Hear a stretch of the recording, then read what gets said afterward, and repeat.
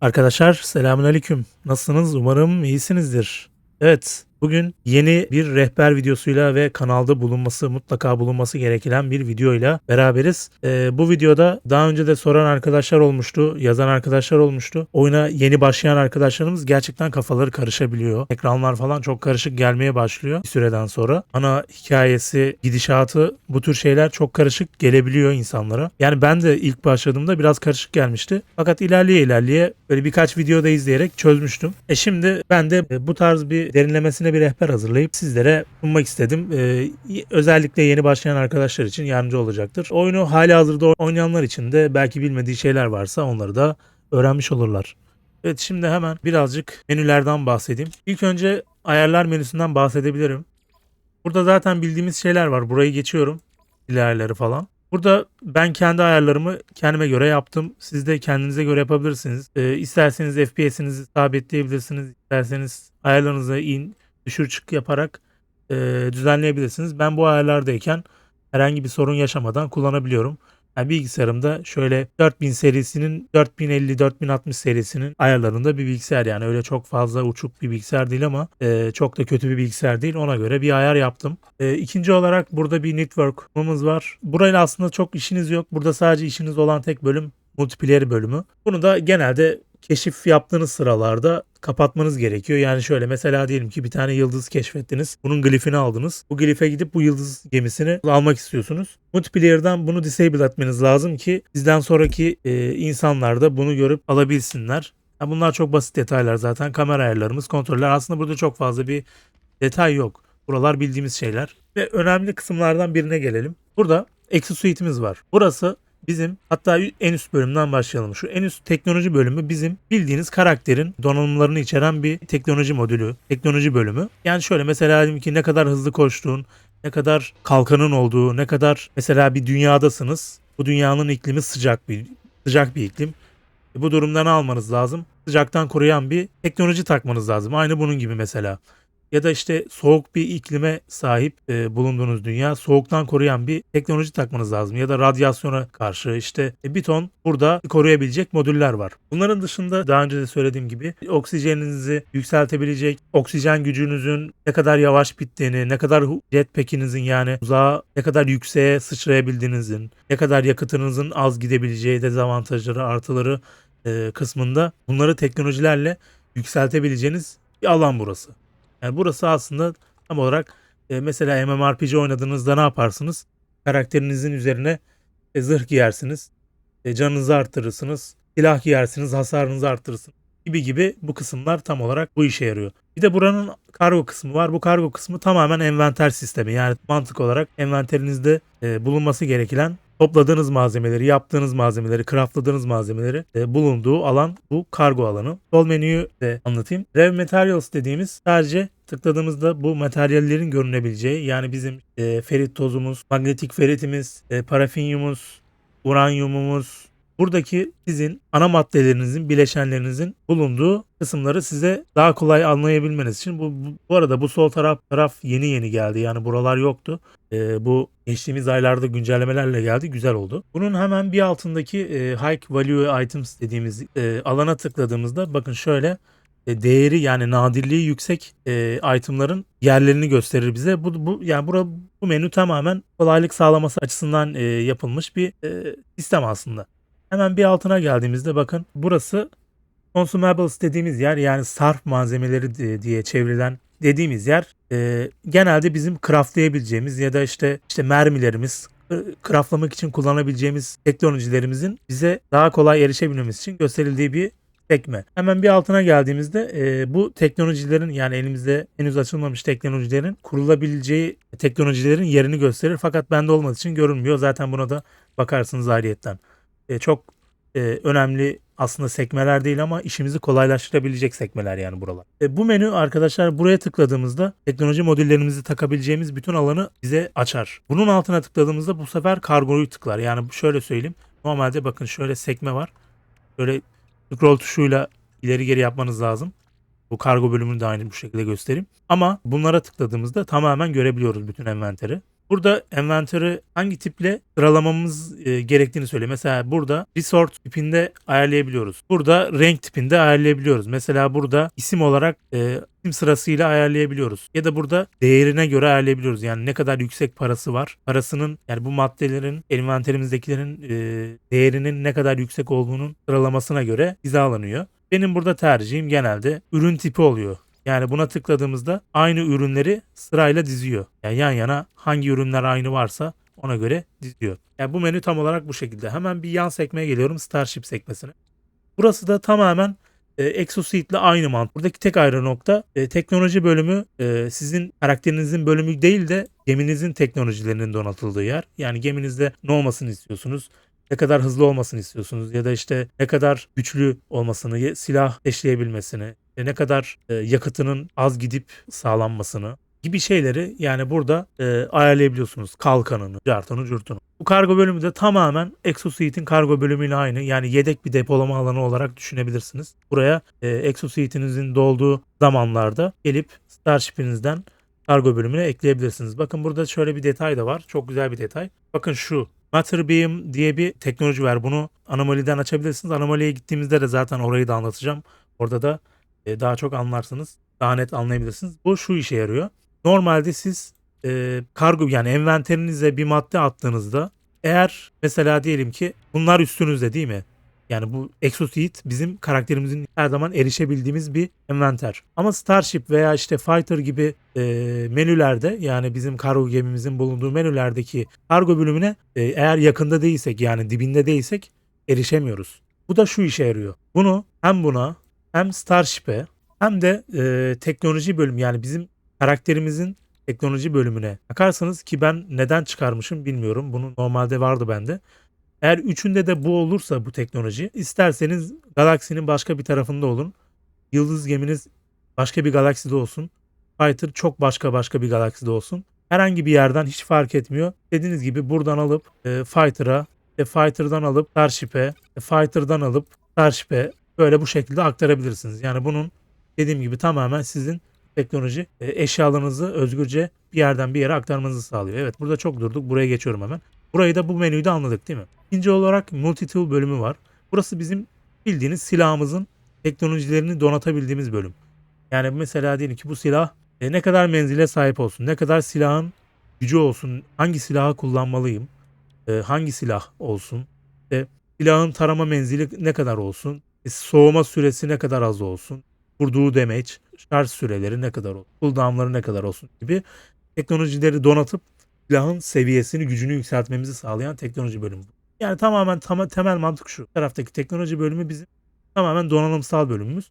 Alttaki kargo bölümümüz bizim envanter bölümümüz. Bu kadar basit. Yine Fighter da aynı. Yani Fighter'daki bölümde, teknoloji bölümü de, mesela bu ne işe yarıyor diye sorarsanız, bu bizim yıldız haritasını açtığınızda ne kadar uzaktaki yıldızlara erişebilirsiniz. Bunun menzilini artıran bir modül. Mesela örnek veriyorum. Yani bu tür şeyleri, teknolojileri ekleyerek kullandığınız materyalleri, elementleri bu şekilde artırıp donatabilirsin. Yine kargo bölümü de aynı mantıkla işliyor. Burada arkadaşlar, dediğimiz yer benim depolama alanlarım. Burada arkadaşlar tamamen az önce bahsettiğim gibi depolama olarak kullanabileceğiniz yerler. Yani burada fazla elinizde işe yaramayan ama daha sonradan yarayabilecek şeyleri kullanabiliyorsunuz. Bunu ama ya fighter'ınızda depo alanları oluşturabiliyorsunuz ya da dünyadaki herhangi bir base'inizde depolama alanları kurarak oluşturabiliyorsunuz. Bunu da daha sonra belki anlatabilirim. Şu anda ama vaktimiz biraz kısa. Videonun o kadar uzamasını istemiyorum. Şimdi tamamen bu envanter sistemini anlattığımıza göre, yani tab'daki bölümü anlattığımıza göre de birazcık oyunun genel işleyişinden bahsedeyim. Oyunda şöyle bir sistem var. Bakın, Discovery bölümü, Discovery dediğimiz bölüm, herhangi bir yıldız sistemine girdiğimizde o yıldız sistemindeki, mesela diyelim ki Barroso yıldızı. Bakın burada, bak, bunların hepsi bir yıldız. Havida, Nuverde, bunlar benim keşfettiğim, daha önceden ziyaret ettiğim yıldızlar. Kayıtları burada görünüyor. Mesela diyelim ki bu background yıldızı. Ben daha önceden buraya gitmişim değil mi? Bu yıldızda kaç tane gezegen var? 2, 4, 6 tane gezegen var. Ben hangilerini keşfetmişim? Bakın sadece 2 tane, yani şu ışıkları açık olanlar. Cennetli gezegen, yani dünyamıza benzer bir gezegen var burada. Bu menü tamamen daha önceden ziyaret ettiğiniz yıldızları, sistemleri görebildiğiniz bölüm. Aynı zamanda ziyaret ettiğiniz gezegenin bilgilerini de görebilirsiniz. Mesela içine tıkladık. Bakın burada içine tıkladık.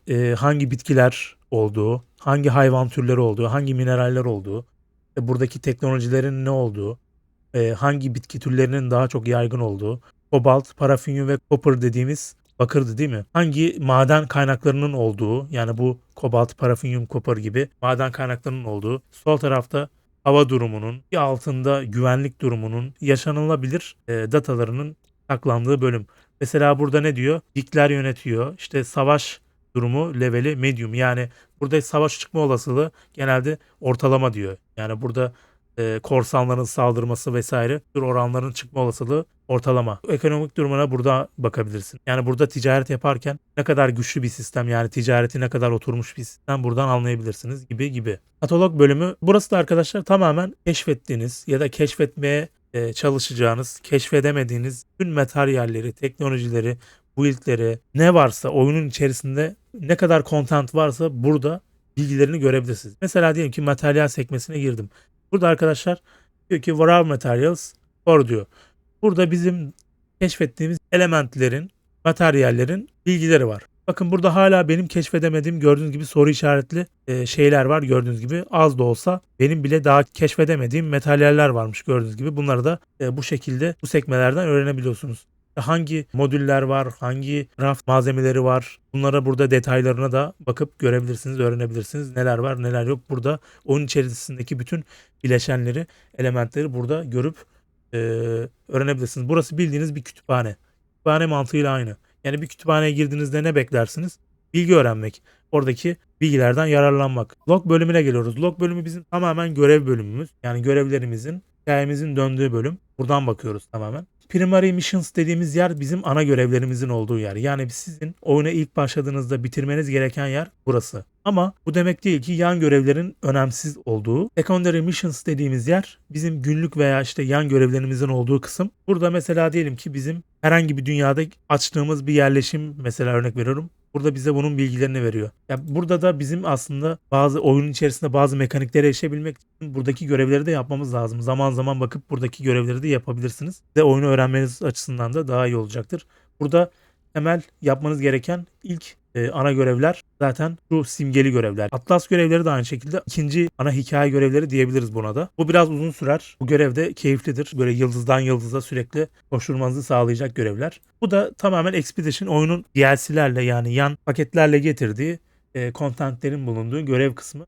Bunu da zaten daha sonradan ya da birazdan anomaliye gittiğimizde görürsünüz, öğrenirsiniz. İlk olarak bu uzay gemisi. Uzay gemisinde neler var ona bakacağız. Hatta buradayken burayı da anlatayım. Burası bizim yeni gelen, son bir haftadır gelen korvette gemilerimizin tasarlanacağı bölüm. Buraya geldiğimizde burada gemilerimizi sıfırdan inşa edip tasarlayabiliyoruz. Kendimize gemi oluşturabiliyoruz. Burayı diğer videolarımda hatta bu son videolarımda, daha doğrusu korvette adı altındaki bütün videolarımda burayı zaten detaylıca öğrenebilirsiniz. Buraya çok fazla girmiyorum. Burada öğrettiğim şeylerin çoğunu kanalımdaki parça parça videolarda öğrenebiliyorsunuz. Ama bu temelde genel olarak öğretici bir rehber olmuş olacak. Evet, burası uzay istasyonunun ana bölgesi. Burada ilk olarak portalı size tanıtayım. Portalda bizim al dediğimiz bütün ışınlanabileceğimiz şu anda mekanları gösteriyor. Buraya değinmeyeceğim. Burası bizim daha önceden gezdiğimiz yerleri, portallardan bahsediyor. Yerlerden, portallardan bahsediyor. Burası senin base kurduğun. Burası bizim dünyadaki yerleşimimizi gösteriyor. Burası da uzay istasyonlarının, daha önce gezdiğimiz uzay istasyonlarının yerlerini gösteriyor. Ya da daha önce değil de işte bu istasyona yakın yıldız sistemlerindeki uzay istasyonlarını da gösterebiliyor. Onu da söyleyeyim. Bu alt menüler farklı. Buralara çok odaklanmanıza gerek yok. Evet, burası bizim, bunu her yerde göreceksiniz bu arada. Bunlar bütün uzay istasyonlarında var. Herhangi bir uzay istasyonunda bunların değişme ihtimali yok bile diyeyim. Burası Galactic Trade Terminali. Bu da bizim ticaretimizi yapacağımız ya da işte ne malzememiz eksikse, ne elementlerimiz eksikse buradan temin edip satış yapabileceğimiz alan burası. Buradan sell dediğimiz kısımda elimizdeki envanterimizdeki şeyleri görüp, bakın etraf yanında da değerleri var zaten. Buraları kurcalarsınız. Şu anda bu uzay istasyonunda satın alabileceğimiz elementler, bileşenler. Burada şöyle bir dikkat etmeniz nokta var. Satın aldığınız bölüm her uzay istasyonunda değişebiliyor. Yani mesela diyelim ki siz yıldız keşfediyorsunuz. Bu yıldızın bilgilerine baktığınızda bu yıldız sisteminde, eğer tabii ki de ticaret yapmak istiyorsanız oyunda, bu yıldız sisteminde ticaret ne durumda? Yani ticaret karı var mı? Ya da işte hangi elementler ya da hangi bileşenler daha karlı satılıp alınabiliyor. Onları görebiliyorsunuz. Buraya geldiğinizde de yani bu galaktik ticaret bölümüne geldiğinizde de bu bileşenleri direkt satın alıp satabiliyorsunuz. Mesela diyelim ki bu yıldız sisteminde, bu uzay istasyonunda Gold'un değeri hiç ne fazla ne de az diyor. Yani sıfır, %0. Bunu ne zarara girersin ne de kâra girersin. Ama diyor ki tritium alırsan diyor, tritiumun değeri bu uzay istasyonunda fazla. Yani bunu alırsan zarara girersin diyor ama sen yine de ihtiyacın varsa tabii ki de alabilir. Ama ticaret yapmak istiyorsan ne yaparsın? Onu söyleyeyim size. Mesela dioksit eksi %3,9 diyor. Bunun hepsini alırsın paran varsa eğer. Gidersin farklı bir uzay istasyonunda bunu satarsın. Örnek veriyorum. Mesela diyelim ki tritium burada +5 ya. Ben başka bir istasyondan yani ucuz olan bir yerden tritium alıp gelip burada satsaydım +5'e satacaktım. 100 bin unit'e aldığım örnek veriyorum dioksiti ya da işte tritiumu burada 110 bine satacaktım. Ya da 200 bin unit'e satacaktım. Yani bu sistemde tam olarak böyle. Burada buraya gelmişken sol tarafı da tanıtayım. Solda bakın unit, nanit, quicksilver diye bir sistem var. Bunlar ne işe yarıyor? Unit dediğimiz biz genel işte Türk lirası gibi düşünebiliriz bunu. Yani herhangi bir yerde satın alıp kullanabileceğiniz bir para birimi. Bizim ana para birimimiz. Nanit dediğimiz çok değerli. Yani bunu da altın demeyeyim. Bunu da elmas gibi düşünebilirsiniz. Değerlilik olarak. Nanit'le işte teknolojiler olsun, yıldız gemilerinizde, kargo gemilerinizin yükseltmeleri, klaslarının yükseltmeleri olsun birçok şeyi genel olarak Nanit'le yapabiliyorsunuz. Quicksilver'da tamamen bizim oyuna yeni gelen pack'lerden ve güncellemelerden içerisinde oyunun sunduğu contentleri yaparak elde ettiğimiz ya da işte anomalide gittiğimiz görev yaptığımız yerlerdeki de verilen para birimi. Bu da bizim özel eşyalar almamızı sağlıyor. Bunu da anomalide anlatacağım. Bunu da şimdilik burada kesiyorum. Çünkü burada çok fazla ilerlemenin bir mantığı yok. Anomalide daha rahat anlayacaksınız Quicksilver'ın olayını. Evet, şimdi buraya geçiyoruz. Bakın burada kata çıkmadan önce buraları tanıtayım dedim. Burada yıldız gemimizin upgrade'leri var. Burası upgrade'lerin nerede bulunduğunu gösteren çok da önemli bir şey değil. Bunu zaten daha sonradan öğrenirsiniz. Buraya çok odaklanmanıza gerek yok. İkinci kısımda bakın bu önemli. Upgrade Starship dediğimizde bizim şu anda üstümüze takılı olan yıldız gemimizin ya envanterini geliştirebiliriz 70 milyon unit vererek ya da işte upgrade class'ını upgrade edebiliriz. Bunlar da ne? Hemen size söyleyeyim. Bakın şöyle yıldız gemisine geldiğimizde class upgrade dediğimizde bu B class diyor ya, bu S class'a kadar A class, işte C class, B class, A class, S class diye çıkıyor, yükseliyor. Genelde oyunlarda temel mantık vardır ya, bronz, silver, platin, işte master, grandmaster falan diye gider. S class sarı renkli olan class'ımız bu class'ların en yükseğidir. Bunu yükseltmenizi sağlıyor. Bakın burada First Storage dediğimiz kısımda bakın tıkladığımızda herhangi bir yerini yükseltmemizi sağlıyor. Bakın mesela burayı yükselteceğim. Burayı yükselteceğim. Böyle para vererek hatta bunu yükselteyim ben. Gemiyi seviyorum. Bu uzay istasyonunda bu kadar yükseltebiliyorum. Yani farklı uzay istasyonlarına giderek bunu daha da fazla arttırabilirsiniz. 3 tane her istasyonda arttırma limitiniz var. Tamam, buraya geçtik. Hatta dur, buraya geçmeyelim. Burada önemli noktalardan biri de bu. Buraya gelip buradan haritalar alabiliyorsunuz. Bu haritalar ne işe yarıyor hemen söyleyeyim. Bu haritalarda genelde sizin keşif yapmak istediğiniz materyallerin olduğu şey. Mesela diyelim ki bu ne? Bu bizim indiğimiz gezegendeki portalı bulmamızı sağlıyor. Mesela diyelim ki bu ne? Bizim exosuit, yani şuradaki kargo bölümündeki envanterimizin genişletmesini sağlayan bir harita. Yani bu haritayı alıp gidip herhangi bir dünyaya orada kullandığımız zaman o dünyadaki keşfettiğimiz o modülü kargo yükseltmesi olarak kullanabiliyoruz. Bunu da zaten keşfederek bakabilirsiniz kendiniz. Burayla çok fazla oyalanmak istemiyorum. Yukarıya çıkıyorum.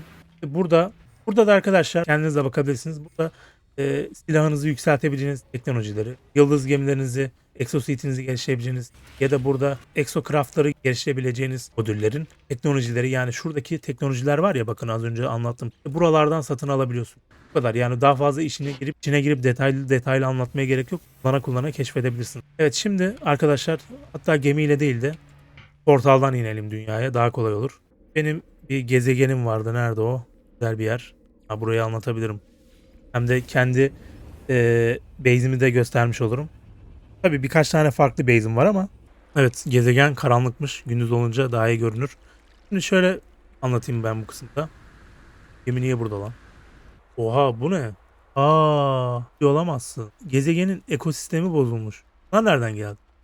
Ya bazen böyle oluyor arkadaşlar. Bu olay şu. Mesela diyelim ki bir gezegendesiniz, o gezegeni kuruldunuz. O gezegeni bayağı yaşam şeyi belirlediniz. O gezegende oyuna eğer güncelleme gelirse bazı değişiklikler olabiliyor. Mesela yaratıklar değişebiliyor falan. Az önce buna şaşırdım ben. Yani bunlar daha önceden bu gezegende yoktu. Değişik yaratıklar.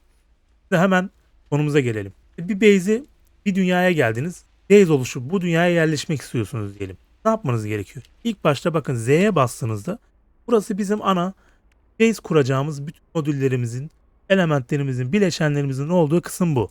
Base Computer dediğimiz şey base kurarken ana yerimizi söylüyor. Yani şöyle. Hatta ben sıfırdan bir base kuracağım ya.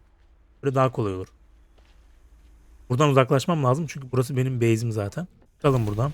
Başka bir yere gidelim. Orada daha iyi anlayabiliriz. Mesela şuraya gidelim. Yakın yerlere base kurulmuyor. Mesela diyelim ki ben geldim senin dünyana. Senin base'inin yanına yakınına kuramıyorum. Onu da menzilini şuradan anlayacaksınız zaten. Hemen onu da göstereceğim. Şimdi geldik.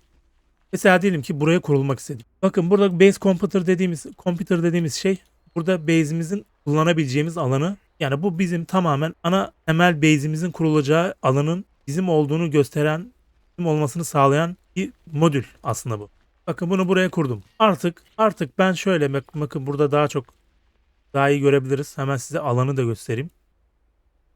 Artık ben bakın şu yuvarlak alanı görüyor musunuz? Bu yuvarlak alanın içerisinde burası benim, artık ben toprak sahibiyim. Yani buraya kurulabilirim. Bu yuvarlak alanın içerisinde bütün base'imin her şeyini buraya yapabilirim. Daha sonradan bunu aktifleştirmeniz gerekiyor. Buraya tıklayıp şöyle ilerletip claim base dediğimizde bu base'i almış oluruz. Ben yapmayacağım. Gerek yok. Bu arada burada size küçük bir detay vereyim. Mesela diyelim ki herhangi bir gezegene gittiniz. Ya da mesela biz yakın zamanda bir gezegen keşfi etkinliğimiz var. Oraya da bu arada katılmayı unutmayın. Mesela diyelim ki o gezegene gittiniz. O gezegende çünkü belki de onlarca yüzlerce kişi olacak. Farklı yerlere base kuracak herkes. Diyelim ki ben oraya base kuracağım ve artık orada yaşayacağım. Bakın burada dikkat etmeniz gereken bir şey var. Bunu kurduğunuzda gidip başka bir gezegende tekrar bunu kurarsanız herhangi bir değişiklik olmaz. Korkmayın, sıkıntı yok. Sadece şu değişiyor. En son kurduğunuz base sizin ana base'iniz oluyor. Yani online'a girdiğinizde, yani başkalarının base'ini görmek istediğinizde en son kurduğunuz base, en son yani bu modülü kurduğunuz dünya ya da işte base diyeyim, sizin online'da başkaları tarafından görebileceği base oluyor. Yani mesela diyelim ki ben bunu buraya kurdum ya. Buraya işte bir şeyler ekledim. Neler ekledim? Pardon, ekleyemiyorum. Tabii base'i tamamen kuramadığım için ekleyebiliyorum. Buraları ben evlerle, işte örnek veriyorum, teknolojilerle donattım diyelim. Burası komple benim base'im, evlerim falan var burada diyelim. Gidip başka bir yıldız gemime bindim, başka bir galaksiye gittim. Orada kurulursam, bunu kurarsam daha doğrusu, aktif edersem bunu kurmada sorun yok. Şöyle kurup buraya gelene kadar sorun yok. Ama claim base dersem artık burası benim ana base'lerimden bir yeri oluyor. Bir yer haline gelmiş oluyor. O yüzden size tavsiyem, kurulup kullanmak istediğiniz base'i en son base olarak kullanın. Çünkü bunu neden söylüyorum? Mesela diyelim ki bir galaksi keşfettiniz. Bu galaksiyi artık hızlıca gidip gelmek istiyorsunuz bu galaksiye. Bunlardan kurmanız lazım ki portal yapabilirsiniz buraya. Portal inşa edebilirsiniz. Aksi takdirde o galaksiye gidemezsiniz başka hiçbir türlü. Base sistemi tam olarak bu şekilde. Buradan craft menüsünden istediğiniz gibi bileşenleri alıp kurabilirsiniz. Buranın keşfetmesini artık size bırakıyorum. Yani daha fazla uzatmak istemiyorum. Buralar tamamen size kalmış. Buraya açıklamalara bakarak burayı keşfedebilirsiniz ve keşfetmesi aslında bu oyunun en eğlenceli kısmıdır. Onu da söyleyeyim. Son olarak anomaliyi anlatacağım. Mantığını anlatacağım. Nedir ne değildir. Hemen gemimize binelim. Onu da anlatıp kapatacağım artık videoyu. Bakın uzaya çıkıyoruz. Herhangi bir gezegende olmanız hiçbir şey fark etmiyor. Bakın X tuşuna bastığımızda burası bizim kısa yollarımız gibi düşünebilirsiniz burayı. Utilities kısmında mesela third person mu yoksa işte first person mu kullanmak istiyorsunuz, onu ayarlayabileceğiniz yer. Mesela buna tıkladığımızda bakın artık first person'ız. Yani yüzümüzde kamera açımız değişiyor. Ama ben böyle kullanmayı sevmiyorum genelde. Ben bunu bu şekilde kullanmayı seviyorum. Burada işte gerekli, yani buraları daha sonradan benim diğer videolarımda da öğrenebilirsiniz. Tek tek anlatmayayım buraları da. Yani çok önemli şeyler değil. Bunlar sadece geri geldiğinde önemli şeyler. Bunları da daha sonradan keşfedersiniz. Bu kısım bizim fighter'ımızı, yani kargo gemimizi hatta çağıralım. Kargo gemimiz hangi galaksideyse, hangi yıldız sistemindeyse bakın buraya geldi. Bu da bizim, mesela diyelim ki bir korsan saldırısı var değil mi? Gittiniz bir yıldız sistemine girdiniz ve korsanlar saldırmaya başladı. Burada summon dediğimizde, buna tıkladığımızda bakın tıkladım. Bakın geldiler, gördünüz mü? Bunlar benim yakın dostlarım. NPC'lerim. Bunlar beni koruyor. Yani bunlar benimle beraber savaşıyor. Bakın yan etrafımdalar zaten görüyorsunuz. Çok güzel bir olay bu da. Bakın burada da anomalimiz var. Anomaliye tıklıyoruz. Diğer sekmeler önemli değil. Bunları anlatmıyorum. Çok basit şeyler yani. Basit şeyleri genelde geçiyorum. Demeyin yani burayı niye anlatmıyor diye. Gerçekten basit şeyler. Diğer tıklayarak öğrenebileceğiniz şeyler. Ben sadece temel şeyleri anlatıyorum burada.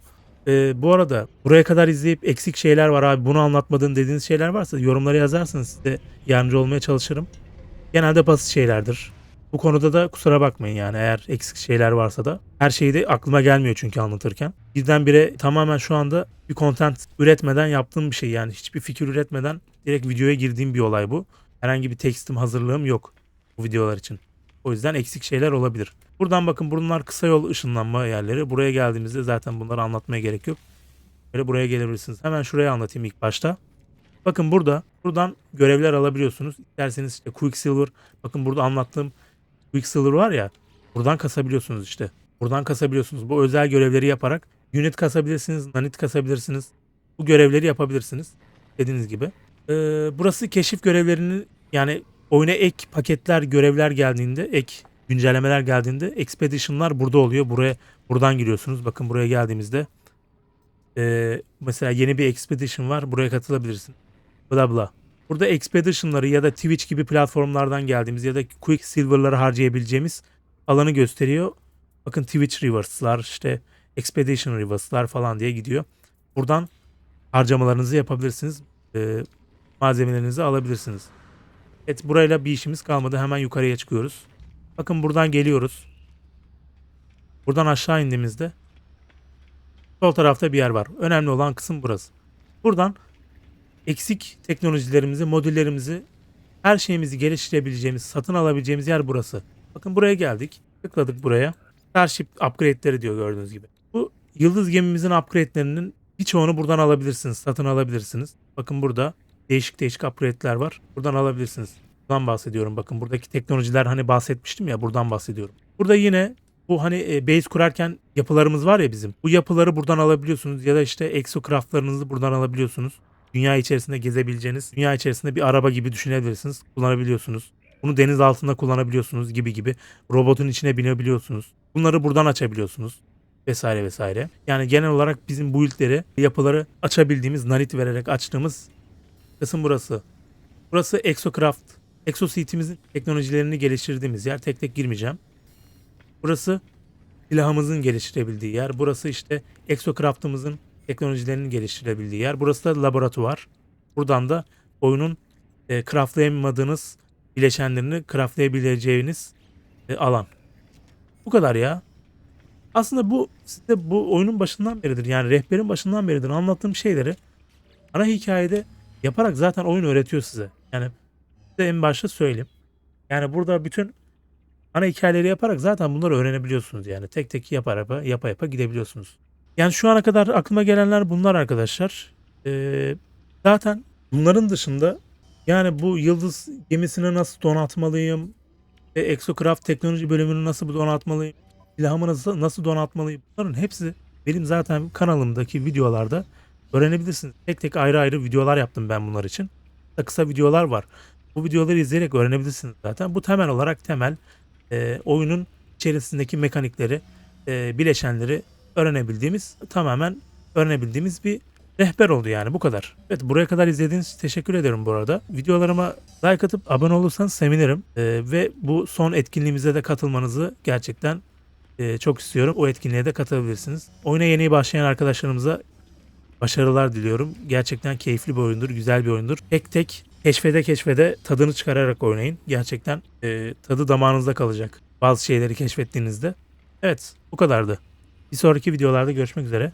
Kendinize iyi bakın. Hoşça kalın.